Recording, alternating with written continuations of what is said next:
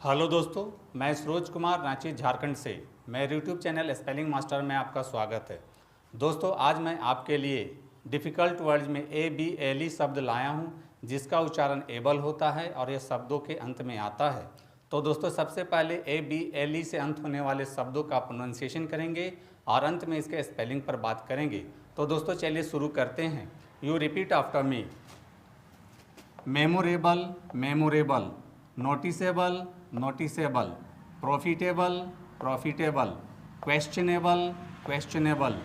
Agreeable, agreeable. Avoidable, एवॉइडेबल।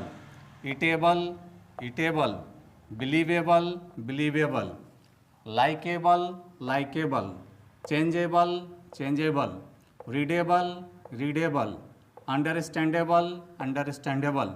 Comparable, comparable. Punishable, punishable. Separable, separable. तो दोस्तों, आपको भी इन शब्दों का इसी प्रकार से प्रोनाउंसिएशन करना है। दोस्तों, अब आते हैं इसके स्पेलिंग पर। स्पेलिंग के लिए मैंने 4 शब्द लिए हैं। पहला है मेमोरेबल, दूसरा है प्रॉफिटेबल, तीसरा है एग्रीएबल, चौथा है इटेबल। दोस्तों, जैसा कि मैंने बताया है ABLE से एबल होता है। तो दोस्तों, यहाँ ध्यान देने वाली बात यह है कि एबल जिस शब्द के अंत में आता है वह अपने से पहले आने वाले लेटर के साथ मिक्स हो जाता है। जैसे कि पहला शब्द मेमोरेबल में एबल से पहले आर आया है, तो इसको रेबल पढ़ेंगे।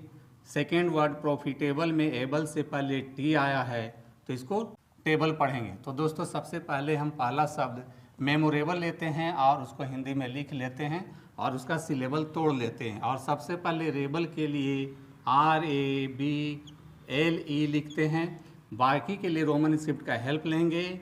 M से माँ होता है, A की मात्रा के लिए E लिखेंगे, फिर M से माँ होगा और O के लिए O की मात्रा होगा। इस प्रकार से आप मेमोरेबल का स्पेलिंग आसानी से लिख लेते हैं।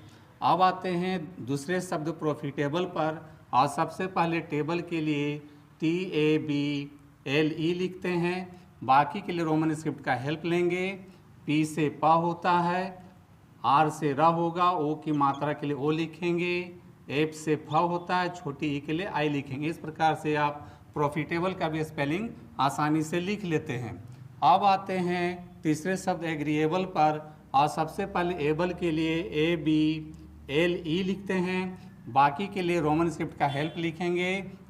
इंग्लिश अल्फ़ाबेट के अनुसार A के लिए A लिखेंगे, G से ग होता है, R के लिए R से र होता है और बड़ी की मात्रा के लिए डबल ई लिखेंगे।